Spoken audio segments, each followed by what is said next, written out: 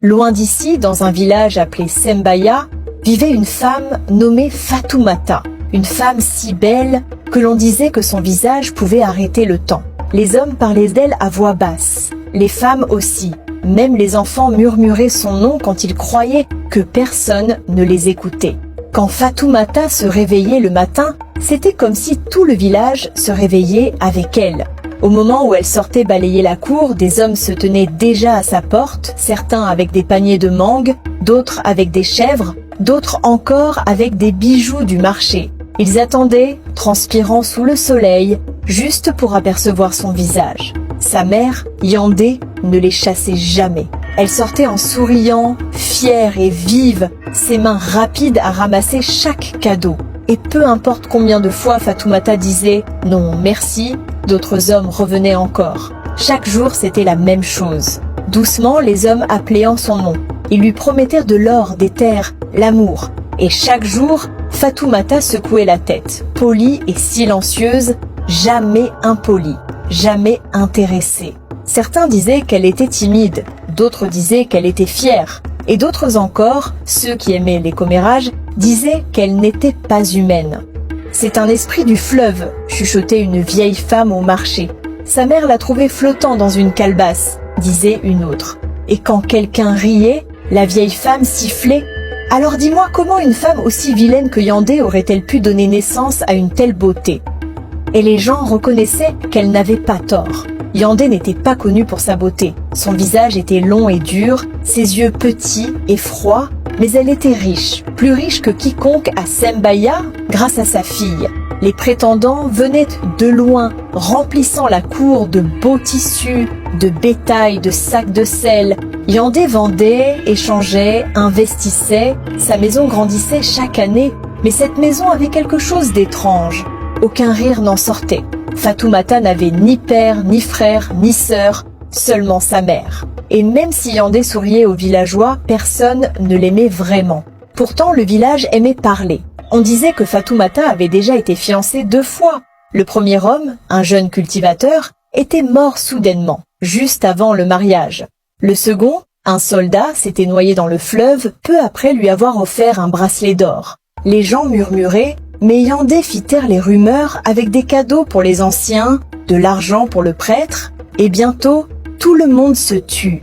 À ce moment-là, la plupart des hommes avaient peur de l'épouser, mais pas tous. Certains croyaient encore que sa beauté valait le risque. Et puis, une saison où le fleuve débordait et où les pêcheurs étaient à l'œuvre, un nouvel homme arriva à Sembaya. Il avait entendu les histoires, mais il s'en moquait. Il s'appelait Baï, et dès qu'il vit Fatoumata pour la première fois, il se jura qu'elle serait sa femme. Il venait de la côte, un pêcheur travailleur, connu pour tirer des filets plus lourds que des hommes 2 fois plus grands que lui. Son rire portait loin, son cœur était simple et bon. La première fois qu'il vit Fatoumata, c'était au marché. Elle marchandait des ignames, le soleil dessinant des reflets sur ses épaules, il en oublia le monde. Quand elle surprit son regard, il détourna les yeux honteux. Mais cette nuit-là, il ne put dormir. Le lendemain matin, il lui apporta un cadeau, un petit poisson sculpté, poli jusqu'à briller. Fatoumata le regarda et sourit pour la première fois depuis des années. Ce sourire changea tout. Les villageois le prévinrent. « Ne la suis pas, garçon, elle est la mort des hommes. » Mais Baï rit. « Si l'amour tue, alors je mourrai en souriant. » Les jours devinrent des semaines. Il lui chantait des chansons près du puits, lui apportait des tilapias frais de ses filets, aidait les servantes de sa mère à porter le bois. Et peu à peu, les murs de Fatoumata commencèrent à tomber. Quand elle finit par dire oui, le village entier poussa un cri de stupeur. Mais leur joie fut de courte durée. En moins d'un cycle de lune, Baï tomba malade. Sa force le quitta, sa peau pâlit, son rire s'éteignit, les anciens murmures revinrent. Elle en a pris un autre. Sa beauté tue les hommes. La mère de Baï alla de maison en maison réclamant justice. Les anciens se réunirent, mais avant qu'ils ne puissent agir, Yandé envoya des présents, du riz, de l'or, assez pour acheter le silence. Et une fois encore, le village se tut. Mais Fatoumata, elle, ne trouva pas la paix. Chaque nuit, elle veillait au chevet de Baï, priant tous les esprits qu'elle connaissait. « Prenez ma beauté, je vous en supplie, prenez tout, mais laissez-le vivre. » Une nuit, incapable de dormir, elle entendit des chants étranges dehors. Pieds nus, elle suivit la voix à travers les arbres, jusqu'à la rivière. Là, sous la lune d'argent, sa mère était agenouillée. Les mains de Yandé traçaient des signes étranges, sa voix grave et inconnue. « Esprit du fleuve, prenez-le et gardez mon don, que ma fille reste belle, que sa beauté les domine tous. » Fatoumata se figea. Le reflet de sa mère tremblait sur l'eau, mais le visage qui la regardait n'était pas humain. Il était écailleux, brillant, ancien. Elle fit un pas en avant. « Maman, que fais-tu » Yandé se retourna lentement, les yeux brillants comme la rivière elle-même. « Tu n'aurais pas dû venir, ma fille. Tu veux savoir pourquoi tes hommes meurent? Parce que je l'ai promis aux esprits. » Des années plus tôt, Yandé avait été moquée pour sa laideur. Aucun homme ne voulait d'elle. Dans sa colère, elle était allée au fleuve et avait supplié les esprits. « Donnez-moi une fille dont la beauté aveuglera le monde. En échange, prenez la vie des hommes qui l'aimeront. » Le fleuve accepta. Et ainsi naquit Fatoumata, belle au-delà de toute raison, maudite au-delà de toute pitié. Fatoumata tomba à genoux. « Maman, c'est toi ?»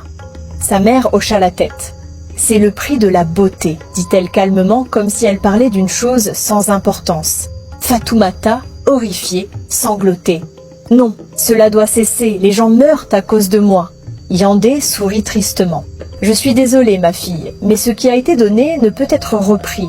La malédiction ne s'arrêtera que lorsque la vie de celle qui l'a commencée prendra fin. » Fatoumata recula, les larmes se mêlant à la brume du fleuve. Au loin, elle entendait Baï tousser faiblement, un son comme un tambour mourant. Sa mère leva le poignard du sacrifice et le pointa vers l'eau. « Laisse-le, un autre viendra. Les esprits n'en ont jamais assez. » Mais quelque chose se brisa en Fatoumata. « Non, maman, plus jamais. » Elle bondit, arracha le poignard des mains de sa mère, sa voix tremblait. « Si la malédiction finit avec ta mort, alors qu'elle finisse ce soir. » Avant que Yandé ne parle, Fatoumata enfonça la lame dans sa poitrine. La rivière rugit, les vagues montèrent haut comme des arbres. Le vent hurle, les esprits crièrent depuis les profondeurs. Puis, silence. Le ciel s'éclaircit. Le fleuve s'apaisa. Quand Fatoumata rouvrit les yeux, le corps de sa mère avait disparu, emporté par le courant. Dans la hutte, Baï remua. Sa respiration revint, la fièvre tomba. Il la regarda et murmura faiblement « Que s'est-il passé ?» Fatoumata répondit simplement « C'est fini, paix. » À partir de ce jour, la paix revint à Sembaya. Les villageois remarquèrent que Fatoumata brillait encore, mais sa beauté n'avait plus rien d'irréel. Elle était humaine désormais, douce, apaisée, méritée. Des années plus tard, quand des étrangers demandaient « Est-il vrai que tous les hommes qu'elle aimait sont morts ?» Les anciens secouaient la tête et disaient calmement « Méfiez-vous de la beauté qui fait trembler le cœur, car elle peut aussi le briser. »